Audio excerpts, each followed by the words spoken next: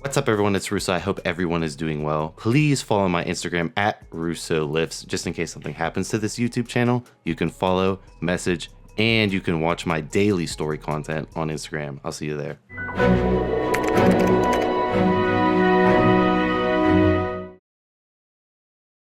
What's up, everyone? It's Russo. I hope everyone is doing well. Today I'm going to be doing a topic video for all my women lab rat out there. Shout out to the few women that follow me, but I see you girls messing around with androgens. But today I'm going to be talking about women and Sarms. And I don't really like going into this because, how do I word this? Like, so many girls come to me in my DM box messed up by a coach, and I don't like pushing androgens onto women ever. Dude, like, I'm all for, like, you can put whatever you want in your body. I'm just not for hypermasculizing a woman and just beating around the bush about it. So I'll go into what SARMs I think you could run, and I'll go into some experiences I've seen with the people that came in my DM box, and just throwing that out there. Like, if you're a girl and this coach is recommending you all these roids, all these SARMs, and pretty significant dosages, and I get it, you want to win, just know that your body never had high androgens ever. You're not a male. Like, when I was 17, natty, 18, right before I turned in my natty card, like, I had super high androgens, right?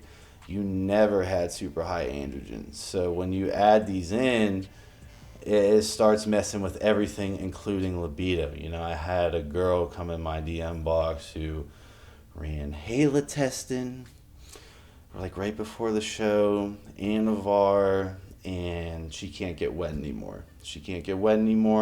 I think her libido fluctuated up and was like hyperactive libido because of the androgens, the Anavar, the Halo. She took that out after her show.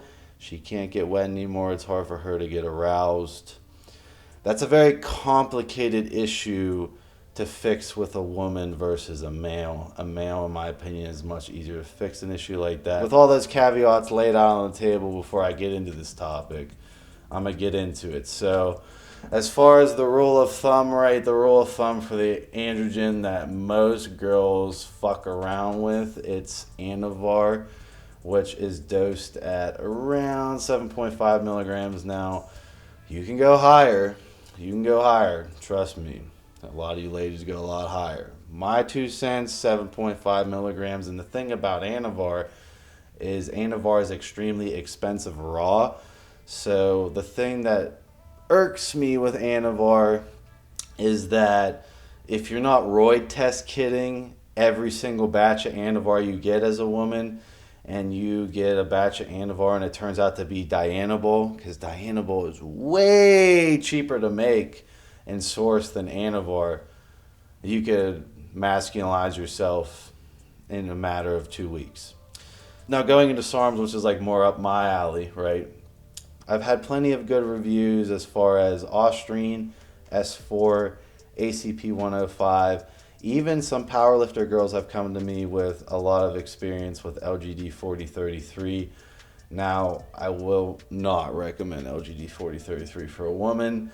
I would say, personally, if I wanted to maintain my feminine, girl body and didn't want to masculinize it, I would probably go with 5 to 12.5 milligrams of Ostrine a day max.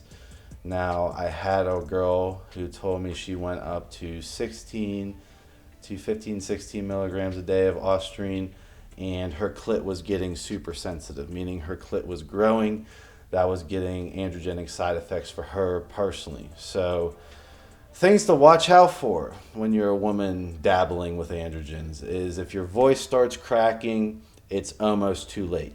If your voice starts cracking, it could deepen like that. And once your voice starts cracking, you must cut everything cold turkey. So should be watching your voice. If it starts getting all crackly, I cut all this shit out.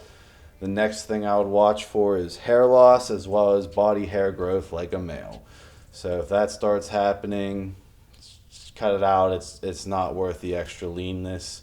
And then the last thing I would observe as a woman is like you don't want to have like the Chad fucking chin, which could develop with the more androgenic compounds I've seen. This topic kind of bothers me. Dante recommended me to do this topic, which I want to do this topic, but this topic bothers me because how many women have like come to me with their feminine, attributes destroyed from doing things incorrectly. So when it comes to throwing stuff out like this, I'm going to recommend good old Anavar, 7.5 milligrams a day. If you start getting any sort of side effects, I would taper it down or get off it. And then Ostrine, I have a lot of girls who've come to me with experience with 5 to 12.5 milligrams a day, relatively side effect free.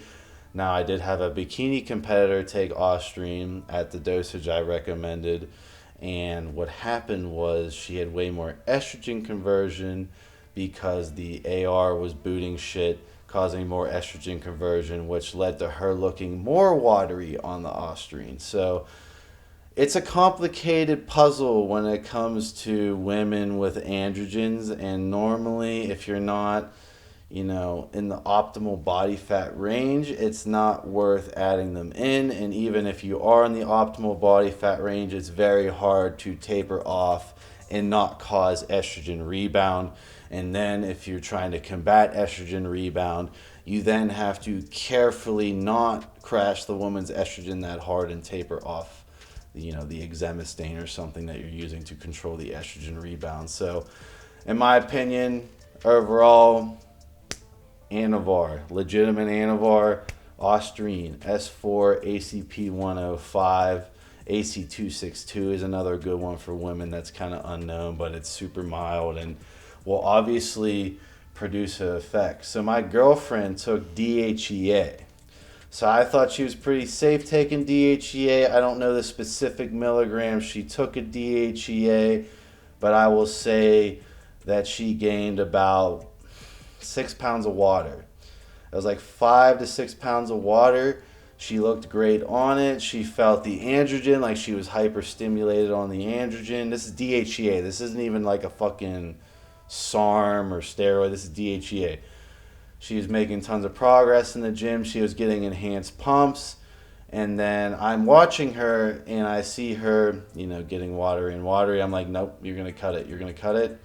I'm going to get diuretics, and then I might have to add an exemestane to pull this off. And she cut it, had estrogen rebound, added an exemestane, diuretics, sauna. We got the weight off her, but I could see if you're a woman in the dark and didn't have a biohacker boyfriend with everything known to combat that, you could be set farther back after you get off these androgens. So I'll leave that third caveat in this video that, with a woman, it's very difficult. That's my 2 cents. That's why I don't coach women. That's why I don't fuck with androgens with women.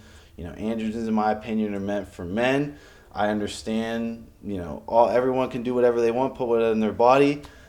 I just think as long as you're okay with the potential side effects, that's fine. I'll work with you. But, a lot of women just think of it as this easy shortcut that's easy to mitigate, and especially with thyroid drugs like T3. So Tony talked to me about a bikini competitor that came to him who gained 80 pounds after her show. Looked dialed, smoke show bikini competitor. And she was abusing T3 up to her show. I think she got second or some shit. Boom. Cold turkey to T3. Thyroid never kicked back on. Boom. Within 3 months, she's 80 pounds overweight. And I saw what she looked like in person after this rebound. And I saw what her stage pics looked like. And it's bonkers. So for all you women out there, you just got to be careful with who you're taking advice from. And you got to come at it with a grain of salt. There's very few things that, in my opinion, don't cause a cascading side effect that needs multiple methods of mitigation after you add it in. That's my 2 cents, but I think you are relatively safe with Osterine and Anivore. So I will see you guys in the next video.